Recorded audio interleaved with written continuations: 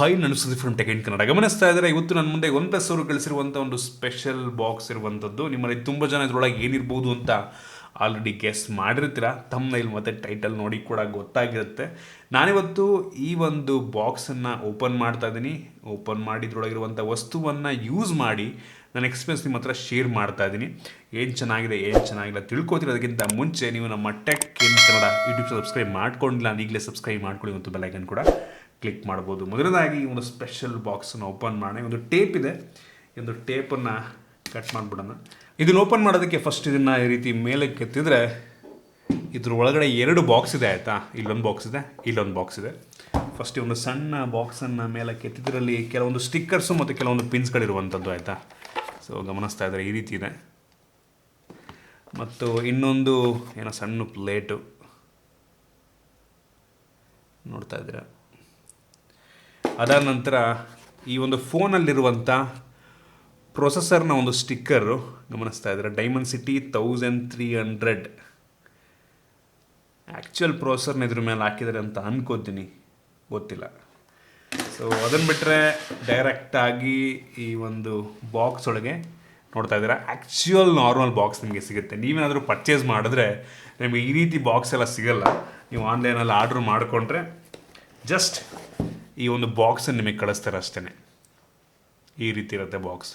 Okay, finally ಒಂದು OnePlus Nord 2T ಈ ಒಂದು ಸ್ಮಾರ್ಟ್ಫೋನ್ನ ಬಾಕ್ಸ್ ನಿಮಗೆ ಈ ರೀತಿ ನೋಡೋಕ್ಕೆ ಸಿಗುತ್ತೆ ಆಯಿತಾ. ಸೊ ಇದಕ್ಕಿಂತ ಮುಂಚೆ OnePlus Nord 2 ಒಂದು ಮೋಸ್ಟ್ ಪಾಪ್ಯುಲರ್ ಸ್ಮಾರ್ಟ್ಫೋನು, ಒಂದು ಒಳ್ಳೆ ಸ್ಮಾರ್ಟ್ಫೋನ್ ಆಗಿತ್ತು. 30,000 ಪ್ರೈಸಲ್ಲಿ ಲಾಂಚ್ ಆದಂಥ ಸ್ಮಾರ್ಟ್ಫೋನ್. ಅದರ ನೆಕ್ಸ್ಟ್ ವರ್ಷನ್ ರೀತಿ ಕೆಲವೊಂದು ಸಣ್ಣ ಅಪ್ಗ್ರೇಡನ್ನು ಮಾಡಿ ಒಂದು ಸ್ಮಾರ್ಟ್ಫೋನ್ ಲಾಂಚ್ ಮಾಡ್ತಾ ಇದ್ದಾರೆ. ನಾನು ಈ ಒಂದು ವಿಡಿಯೋ ಮಾಡೋ ಟೈಮಲ್ಲಿ ಈ ಒಂದು ಫೋನ್ನ ಬೆಲೆ ಇನ್ನೂ ರಿವೀಲ್ ಆಗಿಲ್ಲ. ನಂಗೆ ಅನ್ನಿಸ್ತಂಗೆ ಇದು ಕೂಡ ಅರೌಂಡ್ 30,000 ಪ್ರೈಸ್ ರೇಂಜಲ್ಲಿ ಲಾಂಚ್ ಆಗ್ಬೋದು ಅಂತ ಅನ್ನಿಸ್ತಾ ಇದೆ. ಕಾದು ಎಷ್ಟಕ್ಕೆ ಲಾಂಚ್ ಆಗುತ್ತೆ ಅಂತ.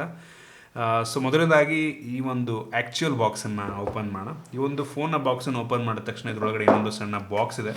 ಅದರಲ್ಲಿ ನಿಮಗೆ ಒಂದು SIM ejection pin, user manual, quick start guide ಮತ್ತು warranty card, red cable, membership card, stickers ಏನೇನೋ ಇದೆ.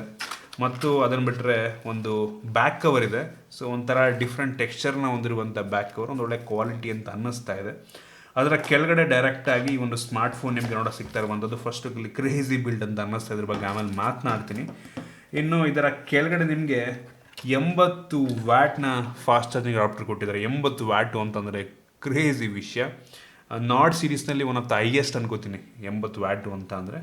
ನಂತರ ಕೊನೆಯದಾಗಿ USB Type-C ಡಾಟಾ ಕೇಬಲ್ ಇರುವಂಥದ್ದು. ಟೈಪ್ A Type-C ಒಳ್ಳೆ ಕ್ವಾಲಿಟಿಯ ಕೆಂಪು ಬಣ್ಣದ ಕೇಬಲ್ ಇದಾಗಿರುವಂಥದ್ದು. ಅದನ್ನು ಬಿಟ್ಟರೆ ಬೇರೆನೂ ಸಹ ನಮಗೆ ಒಂದು ಬಾಕ್ಸ್ ಒಳಗೆ ಸಿಗ್ತಾ ಇಲ್ಲ. ಇನ್ನು ಡೈರೆಕ್ಟಾಗಿ ಒಂದು ಸ್ಮಾರ್ಟ್ಫೋನಿಗೆ ಬಂತು ಅಂತ ಅಂದರೆ ನಿಮಗೆ ಈ ರೀತಿ ನೋಡೋಕ್ಕೆ ಸಿಗುತ್ತೆ ಸ್ಮಾರ್ಟ್ಫೋನು.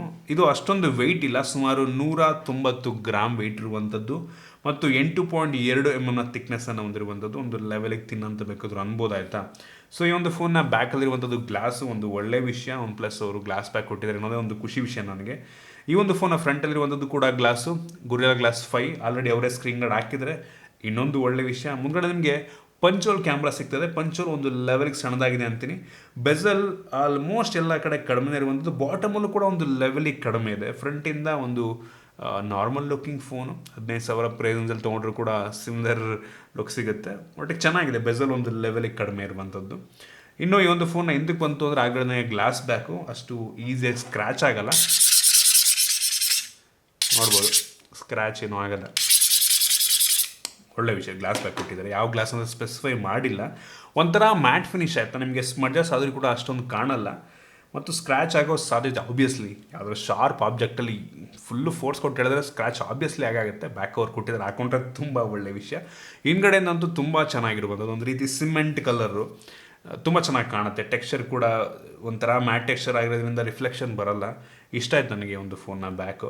ಹಿಂದ್ಗಡೆ ನಿಮಗೆ ಟ್ರಿಪಲ್ ಕ್ಯಾಮ್ರಾ ಸೆಟಪ್ ಇರುವಂಥದ್ದು ಮತ್ತು ಡ್ಯೂಯಲ್ LED ಫ್ಲ್ಯಾಶ್ ಇದೆ. ಈ ಒಂದು ಫೋನಲ್ಲಿ ಯಾವುದೇ ಫಿಂಗರ್ ಪ್ರಿಂಟ್ ಸೆನ್ಸಾರ್ ಹಿಂದೆ ಇಲ್ಲ. ಸೊ ನಮಗೆ ಗೊತ್ತಾಗ್ತಿರುವಂಥದ್ದು ಈ ಒಂದು ಫೋನಲ್ಲಿ in display finger print sensor ಇದೆ ಅಂತ. ಸೊ ಇದು ಆಪ್ಟಿಕಲ್ ಇನ್ ಡಿಸ್ಪ್ಲೇ, ಇದ್ರ ಯಾವಾಗ ಮಾತನಾಡ್ತೀನಿ ಬಿಡಿ.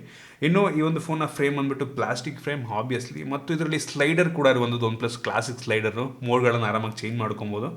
ಸೂಪರ್ ವಿಷಯ. ಇದು ಕೆಲವೊಂದು ನಾರ್ಡ್ ಫೋನಲ್ಲಿ ಕೊಡಲ್ಲ, ಬಟ್ ಇದರಲ್ಲಿ ಕೊಟ್ಟಿದ್ರೆ ತುಂಬ ಇಂಪ್ರೆಸ್ ಮಾಡ್ತು. ಈ ಒಂದು ಫೋನ್ USB Type-C ಪೋರ್ಟ್ ಇದೆ. ಯಾವುದೇ 3.5 ಹೆಡ್ಫೋನ್ ಜಾಕ್ ಇಲ್ಲ ಮತ್ತು ಯಾವುದೇ ಡೆಡಿಕೇಟೆಡ್ SD ಕಾರ್ಡ್ ಸ್ಲಾಟ್ ಕೂಡ ಇಲ್ಲ. ಯೂಶಲಿ ಒನ್ ಪ್ಲಸ್ ಅವ್ರು ಈ ಬೆಲೆಗೆ ಯಾವುದ್ರಲ್ಲೂ ಕೂಡ ಕೊಟ್ಟಿಲ್ಲ ಅವರು. ಹೆಡ್ಫೋನ್ ಜಾಕು ಕೊಟ್ಟಿಲ್ಲ, SD ಕಾರ್ಡ್ ಸ್ಲಾಟ್ನು ಕೊಟ್ಟಿಲ್ಲ, ಇದರಲ್ಲೂ ಕೊಟ್ಟಿಲ್ಲ ಅವರು. ಓಕೆ ಅಂತೀನಿ. ಓವರಾಲ್ ಡಿಸೈನ್ ಮತ್ತು ಬಿಲ್ಡ್ ಕ್ವಾಲಿಟಿ ನನಗೆ ಈ ಒಂದು ಪ್ರೈಸ್ ರೇಂಜಿಗೆ ಪರವಾಗಿಲ್ಲ ಅನ್ನಿಸ್ತು. ಮೆಟಾಲಿಕ್ ಫ್ರೇಮ್ ಕೊಟ್ಟಿದ್ರೆ ಇನ್ನೂ ತುಂಬ ಬೆಂಕಿ ಆಗಿರ್ತಾ ಇತ್ತು, ಬಟ್ ಕೊಟ್ಟಿಲ್ಲ. ಯೂಶಲಿ ಈ ಪ್ರೈಸ್ ರೇಂಜಲ್ಲಿ ಮೋಸ್ಟ್ ಆಫ್ ದ ಫೋನ್, ಕೆಲವೊಂದು ಫೋನಲ್ಲಿ ಸಿಗ್ಬೋದೇನೋ, ಮೋಸ್ಟ್ ಆಫ್ ದ ಫೋನಲ್ಲಿ ನಿಮಗೆ ಮೆಟಾಲಿಕ್ ಫ್ರೇಮ್ ಸಿಗಲ್ಲ. ಇವರು ಕೊಟ್ಟಿಲ್ಲ. ಕೊಟ್ಟರೆ ಚೆನ್ನಾಗಿರ್ತಿತ್ತು ಒಟ್ಟಿಗೆ. ಡಿಸೈನ್ ಬಿಲ್ಡ್ ಕ್ವಾಲಿಟಿ ಓಕೆ ಅಂತೀನಿ. ಇನ್ನು ಡಿಸ್ಪ್ಲೇ ಬಗ್ಗೆ ಮಾತನಾಡಬೇಕಂತಂದರೆ ಒಂದು ಫೋನಲ್ಲಿ 6.43 ಇಂಚಿನ ಫುಲ್ HD ಪ್ಲಸ್ ರೆಸೊಲ್ಯೂಷನ್ನ ಹೊಂದಿರುವಂಥ ಅಮೋಲೆಡ್ ಡಿಸ್ಪ್ಲೇ ಇರುವಂಥದ್ದು ಆಯಿತಾ. ಇದು 90 Hz ರಿಫ್ರೆಶ್ ರೇಟನ್ನು ಹೊಂದಿರುವಂಥ ಡಿಸ್ಪ್ಲೇ. ಒಂದು ಲೆವೆಲಿಗೆ ಬ್ರೈಟ್ ಆಗಿದೆ, ಅದು ಸಖತ್ ಬ್ರೈಟ್ ಆಗಿದೆ. ಒಂದು ಲೆವೆಲ್ಗೆ ಬಿಸಿಲಿಗೆ ಹೋದ್ರೂ ಕೂಡ ಒಂದು ಲೆವೆಲಿಗೆ ಬ್ರೈಟಾಗಿ ಕಾಣುತ್ತೆ. ಇದು HDR10 ಪ್ಲಸ್ಸನ್ನು ಕೂಡ ಸಪೋರ್ಟ್ ಮಾಡುತ್ತೆ. ಡಿಸ್ಪ್ಲೇ ಚೆನ್ನಾಗಿದೆ, ಸೂಪರ್ ಆಗಿದೆ. 10 ಬಿಟ್ ಡಿಸ್ಪ್ಲೇ ಕೊಟ್ಟಿದ್ದು ತುಂಬ ಬೆಂಕಿ ಆಗಿರ್ತಾ ಇತ್ತು, ಕೊಟ್ಟಿಲ್ಲ. ಡಿಸ್ಪ್ಲೇ ಅಂತೂ ನನಗೆ ಇಂಪ್ರೆಸ್ ಮಾಡಿದ್ರು, ಪರವಾಗಿಲ್ಲ. ವ್ಯೂಯಿಂಗ್ ಆ್ಯಂಗಲ್ ಚೆನ್ನಾಗಿದೆ, ಬ್ಲ್ಯಾಕ್ಸ್ ಎಲ್ಲ ಹೆವಿ ಡೀಪ್ ಬ್ಲ್ಯಾಕ್ ಥರ ಕಾಣುತ್ತೆ, ಇಂಪ್ರೆಸ್ ಮಾಡ್ತು ಒಟ್ಟಿಗೆ. ಬಟ್ ಈ ಒಂದು ಬೆಲೆಗೆ ಕೆಲವೊಂದು ಫೋನ್ಗಳಲ್ಲಿ ನಿಮಗೆ 10 ಬಿಟ್ ಡಿಸ್ಪ್ಲೇನೂ ಕೂಡ ಸಿಗ್ತವೆ. 120 Hz ರಿಫ್ರೆಶ್ ರೇಟನ್ನು ಹೊಂದಿರುವಂಥ ಡಿಸ್ಪ್ಲೇ ಕೂಡ ಸಿಗ್ತವೆ. 90 Hz ಪರವಾಗಿಲ್ಲ, ಬಟ್ 120 Hz ಕೊಟ್ಟರೆ ಚೆನ್ನಾಗಿರ್ತಾ ಇರ್ತಾರೆ ನನಗೆ ಅನ್ನಿಸ್ತಂಗೆ. ಇನ್ನು ವೇರಿಯಂಟ್ಗಳ ಬಗ್ಗೆ ಮಾತನಾಡಬೇಕಂತ ಸದ್ಯಕ್ಕೆ ಒಂದು ಫೋನ್ 2 ವೇರಿಯಂಟಲ್ಲಿ ಲಾಂಚ್ ಆಗ್ತದೆ. 8 GB ರ್ಯಾಮ್ ಮತ್ತು 128 GB ಸ್ಟೋರೇಜು, ಮತ್ತು ಇನ್ನೊಂದು 12 GB ರ್ಯಾಮ್ ಮತ್ತು 256 GB ಸ್ಟೋರೇಜ್ನ ವೇರಿಯಂಟು. ಇದರಲ್ಲಿರುವಂಥ ರ್ಯಾಮ್ ಬಂದ್ಬಿಟ್ಟು LPDDR4X ರ್ಯಾಮು. ಬೇಜಾರಾಗುವಂಥ ವಿಷಯ, ಈ ಒಂದು ಬೆಲೆಗೆ ಕೆಲವೊಂದು ಆಲ್ಮೋಸ್ಟ್ ಎಲ್ಲ ಅಲ್ಲ, ಕೆಲವೊಂದು ಫೋನ್ಗಳಲ್ಲಿ DDR5 ಅನ್ನು ಹೊಂದಿರುವಂಥ ರ್ಯಾಮ್ ಸಿಗ್ತವೆ ನಿಮಗೆ. DDR5 ರ್ಯಾಮ್ ಹೊಂದಿರುವಂಥ ಫೋನ್ಗಳು ಸಿಗ್ತವೆ ಆರಾಮಾಗಿ. ಇದರಲ್ಲಿ DDR4X ಇದೆ. ನಿಮಗೆ 12,000-13,000 ತೊಗೊಂಡ್ರೂ ಕೂಡ ಸಿಮಿಲರ್ ರ್ಯಾಮ್ ಸಿಗುತ್ತೆ. ಒಂದೇನಪ್ಪ ಅಂತಂದರೆ ಇದರಲ್ಲಿರುವಂಥ ಸ್ಟೋರೇಜು UFS 3.1 ಸ್ಟೋರೇಜು. ಖುಷಿ ಕೊಟ್ಟಂಥ ವಿಷಯ. ತುಂಬ ಫಾಸ್ಟಾಗಿ ರೀಡ್ ರೈಟ್ ಆಗುತ್ತೆ, ಲೋಡ್ ಆಗುತ್ತೆ, ಓಪನ್ ಆಗ್ತವೆ ಅಪ್ಲಿಕೇಶನ್ಗಳು, ಗೇಮ್ಗಳು ಲೋಡ್ ಆಗ್ತವೆ. ಸೊ ಒಂದು ಒಳ್ಳೆಯ ವಿಷಯ. ಬಟ್ ರ್ಯಾಮ್ ಸ್ವಲ್ಪ DDR5 ಕೊಟ್ಟಿದ್ರೆ ಸಕ್ಕತ್ತಾಗಿರ್ತಾ ಇತ್ತು. ಇನ್ನು ಈ ಒಂದು ಫೋನ್ನ ಪ್ರೊಸೆಸರ್ ಬಗ್ಗೆ ಮಾತನಾಡಬೇಕಂತಂದರೆ ಒಂದು ಹೊಸ ಪ್ರೊಸೆಸರು, ಡೈಮೆನ್ಸಿಟಿ 1300 ಪ್ರೊಸೆಸರು, MediaTek ಎಂದು. ತುಂಬ ಪವರ್ಫುಲ್ ಆಗಿರುವಂಥ ಪ್ರೊಸೆಸರ್. ನಾನು AnTuTu ಬೆಂಚ್ ಮಾರ್ಕ್ ಚೆಕ್ ಮಾಡಿದಂಗೆ ಸುಮಾರು 6,30,000 6 ಲಕ್ಷ ತನಕ ರೇಟಿಂಗನ್ನು ಕೊಡಬಲ್ಲಂಥ ಸಾಮರ್ಥ್ಯ ಒಂದು ಪ್ರೊಸೆಸರ್ಗೆ ಇರುವಂಥದ್ದು. ಒಂದು ಬೆಲೆಗೆ ಒಂದು ಒಳ್ಳೆಯ ಪ್ರೊಸೆಸರು, ತುಂಬ ಪವರ್ಫುಲ್ ಆಗಿರೋಂಥ ಪ್ರೊಸೆಸರ್. ನನಗೆ ಪ್ರೊಸೆಸರಲ್ಲಿ ಏನೂ ಕಂಪ್ಲೇಂಟ್ ಇಲ್ಲ, ಸಕ್ಕತ್ತಾಗಿದೆ ಪ್ರೊಸೆಸರು. BGMI ಎಕ್ಸ್ಟ್ರೀಮಲ್ಲಿ ಆರಾಮಾಗಿ ಆಡ್ಕೊಬೋದು, ಯಾವ ತೊಂದರೆ ಇಲ್ಲ. ಸ್ಮೂತಾಗಿ ಗೇಮ್ ಪ್ಲೇ ಸಿಗುತ್ತೆ. ಡೇ ಟು ಡಾಸ್ ಮಾಡೋದಕ್ಕೇನು ತೊಂದರೆ ಆಗೋದಿಲ್ಲ. ಪ್ರತಿಯೊಂದು ಕೆಲಸ ಕೂಡ ಸ್ಮೂತಾಗಿ ಮಾಡ್ಕೊಬೋದು. ಈ ಒಂದು ಪ್ರೊಸೆಸರ್ ಒಂಥರ ನಿಯರ್ಲಿ ಸ್ನ್ಯಾಪ್ಡ್ರ್ಯಾಗನ್ 870ಕ್ಕೆ ಕೂಲೆಂಟ್ ಅಂತ ಬೇಕಾದ್ರೂ ಅನ್ಬೋದು. ಸ್ನ್ಯಾಪ್ಡ್ರ್ಯಾಗನ್ 870ಕ್ಕೆ.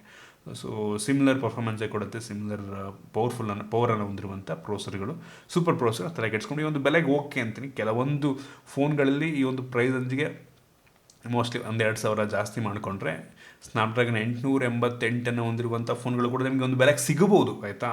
ನೋಡಿ ನಿಮ್ಮ ಪ್ರಿಫರೆನ್ಸು, ಇದು ಕೂಡ ಚೆನ್ನಾಗಿದೆ ಒಟ್ಟಿಗೆ. ಇನ್ನು ಕ್ಯಾಮ್ರಾ ಬಗ್ಗೆ ಮಾತನಾಡಬೇಕಂತಂದರೆ ಒಂದು ಫೋನಲ್ಲಿ ರೇರಲ್ಲಿ ಟ್ರಿಪಲ್ ಕ್ಯಾಮ್ರಾ ಇರುವಂಥದ್ದು. ಅದರಲ್ಲಿ ಮೇನ್ ಸೆನ್ಸರ್ 50 MP 1.9 ಅಪರ್ಚರ್ನ ಹೊಂದಿರುವಂಥ ಸೆನ್ಸಾರ್ ಇದಾಗಿದೆ. ಇದು ಆಪ್ಟಿಕಲ್ ಇಮೇಜ್ ಸ್ಟೆಬಿಲೇಷನ್ನ ಕೂಡ ಹೊಂದಿರುವಂಥದ್ದು, ಸೂಪರ್ ವಿಷಯ.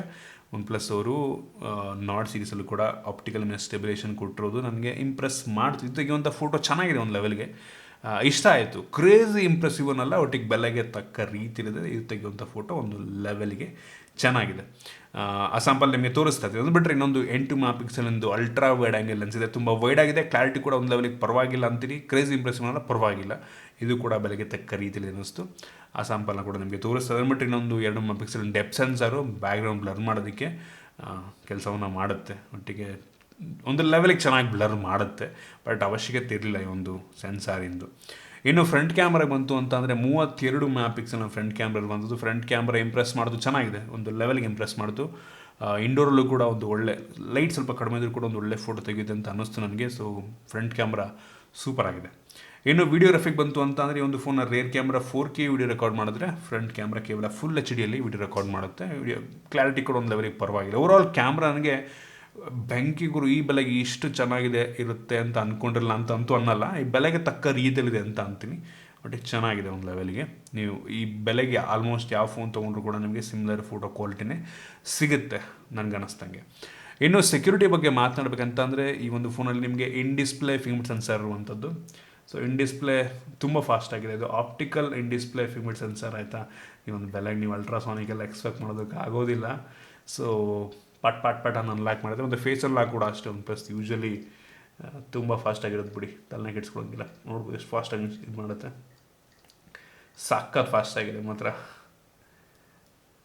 ಸಖತ್ ಫಾಸ್ಟ್ ಆಗಿದೆ. ಇನ್ನು ಬ್ಯಾಟ್ರಿ ಬಗ್ಗೆ ಮಾತನಾಡಬೇಕಂತಂದರೆ ಒಂದು ಫೋನಲ್ಲಿ 4500 mAh ಕೆಪಾಸಿಟಿಯ ಬ್ಯಾಟ್ರಿ ಇರುವಂಥದ್ದು. 4500 ಅಂದರೆ ತುಂಬ ಕಡಿಮೆನೂ ಅಲ್ಲ, ತುಂಬ ಜಾಸ್ತಿನೂ ಅಲ್ಲ. 5000 mAh ಕೆಪಾಸಿಟಿ ಕೊಟ್ಟರೆ ಚೆನ್ನಾಗಿರ್ತಾ ಇತ್ತು. ಆದರೆ ಅದು ಕಾಂಪನ್ಸೇಟ್ ಮಾಡೋದಕ್ಕೆ ಬಾಕ್ಸ್ ಒಳಗೆ 80 ವ್ಯಾಟ್ನ ಚಾರ್ಜರ್ ಕೊಟ್ಟಿದ್ದಾರೆ. ಕ್ರೇಜಿ ವಿಷಯ, 80 ವ್ಯಾಟ್. ನೀವು ಕೇವಲ 15 ನಿಮಿಷ ಚಾರ್ಜ್ ಮಾಡಿದ್ರೆ ಒಂದು ದಿನಕ್ಕಾಗೋಷ್ಟು ಬ್ಯಾಟ್ರಿ ಬ್ಯಾಕಪ್ಪನ್ನು ಕೊಡುತ್ತಂತೆ. ಕೇವಲ 15 ನಿಮಿಷಕ್ಕೆ 80 ವ್ಯಾಟ್ ಅಂದರೆ ಯೋಚನೆ ಮಾಡ್ಕೊಳ್ಳಿ. ಆರಾಮಾಗಿ ವಿತಿನ್ 30 ಮಿನಿಟ್ಸ್ಗೆ ಒಂದು ಫೋನ್ ಫುಲ್ ಚಾರ್ಜ್ ಮಾಡಬಲ್ಲಂಥ ಕೆಪಾಸಿಟಿ ಈ ಒಂದು ಚಾರ್ಜರ್ಗಿರುವಂಥದ್ದು. ಸೊ ತಲೆಗೆಡ್ಸ್ಕೊಂಬೇಡಿ, ಕಾಂಪನ್ಸೇಟ್ ಮಾಡಿದರೆ 4500 ಕೂಡ ಕಡಿಮೆ ಏನೂ ಅಲ್ಲ.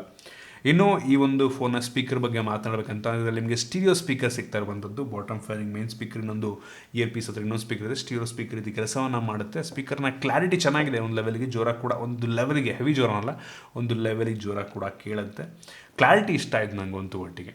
ಇನ್ನು OSನ ಬಗ್ಗೆ ಮಾತನಾಡಬೇಕಂತ ಅಂದರೆ ಈ ಒಂದು ಫೋನಲ್ಲಿ ಆ್ಯಂಡ್ರಾಯ್ಡ್ 12ನ ಬೇಸ್ ಆಗ್ತಿರುವಂಥ ಆಕ್ಸಿಜನ್ OS ಇರುವಂಥದ್ದು. ಈ ಒಂದು ಆಕ್ಸಿಜನ್ OSನ ಅತಿ ದೊಡ್ಡ ಫ್ಯಾನ್ ಏನೂ ಅಲ್ಲ ನಾನು. ಏನಕ್ಕೆ ಅಂದರೆ ಅದೊಂಥರ OS ನನಗೆ ಸ್ವಲ್ಪನೂ ಇಷ್ಟ ಆಗಿ, ಮುಂಚೆ ಚೆನ್ನಾಗಿರ್ತದ್ದು, ಬಟ್ ಈಗ ಈ OS ಎಷ್ಟು ಕೆಟ್ಟದಾಗಿದೆ ಅಂತ ನನಗೆ ಯಾಕೋ ಇಷ್ಟ ಆಗ್ತಾಯಿಲ್ಲ. ನಿಮ್ಮಲ್ಲಿ ಕೆಲವು ಜನಕ್ಕೆ ಇಷ್ಟ ಆಗ್ಬೋದೇನೋ. ಮತ್ತು ಕೆಲವೊಂದು ಅಪ್ಲಿಕೇಶನ್ಗಳು, ಕೆಲವೊಂದು ತುಂಬ ಅಲ್ಲ, ಕೆಲವೊಂದು ಬೇಡದಂಥ ಅಪ್ಲಿಕೇಶನ್ ಇದೆ, ಅದನ್ನು ಬೇಕಾದ್ರೆ ನೀವು ಅನ್ಇನ್ಸ್ಟಾಲ್ ಕೂಡ ಮಾಡ್ಕೋಬೋದು. ಒಂದು ಲೆವೆಲಿಗೆ ಕ್ಲೀನ್ OS ಅಂತೀನಿ. ಯಾವುದು ಅನ್ವಾಂಟೆಡ್ ಎಲ್ಲ ಕೊಟ್ಟಿಲ್ಲ, ಬಟ್ OnePlus ಇಂದ ಕೆಲವೊಂದು ಅಪ್ಲಿಕೇಶನ್ಗಳಿದಾವೆ ಅಷ್ಟೇ. ಅದು ಬಿಟ್ಟು ಯಾವ ಥರ್ಡ್ ಪಾರ್ಟಿ ಅಪ್ಲಿಕೇಶನ್ ಯಾವುದು ಇವರು ಇನ್ಸ್ಟಾಲ್ ಮಾಡಿಲ್ಲ ಒಟ್ಟಿಗೆ. ಮತ್ತು ಈ ಒಂದು ಸ್ಮಾರ್ಟ್ಫೋನಲ್ಲಿ ಡ್ಯೂಯಲ್ ಬ್ಯಾಂಡ್ ವೈಫೈ ಸಪೋರ್ಟ್ ಇದೆ, ಮತ್ತು ವೈಫೈ 6 ಕೂಡ ಇರುವಂಥದ್ದು, ಮತ್ತು ಬ್ಲೂಟೂತ್ 5.2 ಕೂಡ ಇದೆ, ಮತ್ತು ಕ್ಯಾರಿಯರ್ ಅಗ್ರಿಗೇಷನ್ ಕೂಡ ಒಂದು ಸ್ಮಾರ್ಟ್ಫೋನಲ್ಲಿರುವಂಥದ್ದು. ಸೊ ಇದಿಷ್ಟು ಈ ಒಂದು ಸ್ಮಾರ್ಟ್ಫೋನ್ನ ಕೆಲವೊಂದು ಮೈನ್ ಫೀಚರ್ಸ್. ನೀವು ಅದರ ಕೇಳ್ಬೋದು, ಈ ಒಂದು ಸ್ಮಾರ್ಟ್ಫೋನ್ನ 30,000 ಪ್ರೈಸ್ ರೇಂಜಿಗೆ ಪರ್ಚೇಸ್ ಮಾಡ್ಬೋದಾ ಅಂತ. ನಾನಂತೀನಿ, ನೀವೇನಾದರೂ OnePlus ಬ್ರ್ಯಾಂಡಿಂಗಲ್ಲಿ ಒಂದು ಫೋನ್ ನೋಡ್ತಾ ಇದ್ದೀರಾ ಅಂತ ಅಂದರೆ OnePlus Nord 2 ಕೂಡ ಒಂದು ಒಳ್ಳೆ ಸ್ಮಾರ್ಟ್ಫೋನ್ ಆಗಿತ್ತು. ಅದಕ್ಕೆ ಈ ಒಂದು ಸ್ಮಾರ್ಟ್ಫೋನ್ ಒಂದು ಲೆವೆಲಿಗೆ ಡೀಸೆಂಟ್ ಅಪ್ಗ್ರೇಡ್ ಅಂತ ಅಂತೀನಿ ಆಯಿತಾ. ಒಳ್ಳೆ ಅಪ್ಗ್ರೇಡ್ ಆ ಒಂದು ಫೋನ್ ಲುಕ್ ನನಗೆ ಹೆವಿ ಇಂಪ್ರೆಸಿವ್ ಅನಿಸಿತ್ತು ನನಗೆ. ಈ ಲುಕ್ಕಿಗಿಂತ ಬ್ಯಾಕ್ ಡಿಸೈನ್ ಎಲ್ಲ ಚೆನ್ನಾಗಿದೆ, ಗ್ಲಾಸ್ ಸಖತ್ತಾಗಿದೆ. ಈ ಕ್ಯಾಮ್ರಾ ಲುಕ್ ನನಗೆ ಯಾಕೆ ಅಷ್ಟೊಂದು ಇಂಪ್ರೆಸಿವ್ ಅನಿಸಿಲ್ಲ, ಬಟ್ Nord 2ದು ಲುಕ್ಕು ನಂಗೆ ಇಂಪ್ರೆಸ್ ಮಾಡಿತ್ತು, ಚೆನ್ನಾಗಿದೆ ಅದು ಕೂಡ ಆಯಿತಾ. ಸೊ ಇದು ಕೂಡ ಸೂಪರ್ ಆಗಿದೆ ಫೋನು OnePlus ಬ್ರ್ಯಾಂಡಿಂಗಲ್ಲಿ. ಆದರೆ ನಂಗೆ ಅನ್ನಿಸ್ದಂಗೆ ಇದಕ್ಕಿಂತ ಒಂದು 2000 ಬಡ್ಜೆಟ್ ಜಾಸ್ತಿ ಮಾಡಿಕೊಂಡ್ರೆ ನಿಮಗೆ ಸ್ನ್ಯಾಪ್ಡ್ರ್ಯಾಗನ್ 888 ಹೊಂದಿರುವಂಥ ಫೋನ್ಗಳೇ ಸಿಗ್ತವೆ ನಂಗೆ ಅನ್ನಿಸ್ದಂಗೆ ಒಂದು ಬೆಲೆಗೆ. ಬಟ್ OnePlusಲ್ಲಿ ನೋಡಿ ಒಂದು ಒಳ್ಳೆ ಆಪ್ಷನ್ ಆಗಬಹುದು ನಂಗೆ ಅನ್ನಿಸ್ದಂಗೆ. ಸೊ ಇದಿಷ್ಟು ಈ ಒಂದು ಸ್ಮಾರ್ಟ್ಫೋನ್ನ ಬಗ್ಗೆ ನನ್ನ ಆನೆಸ್ಟ್ ಒಪಿನಿಯನ್. ನಿಮಗೆ ಇದ್ರ ಬಗ್ಗೆ ಏನು ದಯವಿಟ್ಟು ಕೆಳಗಡೆ ಕಾಮೆಂಟ್ ತಿಳಿಸ್ಬೋದು. ಇಷ್ಟ ಆಗಿದೆ ದಯವಿಟ್ಟು ಲೈಕ್ ಮಾಡಿ, ಶೇರ್ ಮಾಡಿ. ಇದೇ ರೀತಿ ನಮ್ಮ ಬೇರೆ ವೀಡಿಯೋಗಳು ನಮ್ಮ ಟೆಕ್ ಇನ್ ಕನ್ನಡ ಯೂಟ್ಯೂಬ್ನ ಸಬ್ಸ್ಕ್ರೈಬ್ ಮಾಡ್ಕೊಂಡ್ರೆ ಈಗಲೇ ಸಬ್ಸ್ಕ್ರೈಬ್ ಮಾಡ್ಕೊಳ್ಳಿ, ಒಂದು ಬೆಲ್ ಐಕಾನ್ ಕೂಡ ಕ್ಲಿಕ್ ಮಾಡ್ಬೋದು. ಸಿಗೋಣ ಮುಂದಿನ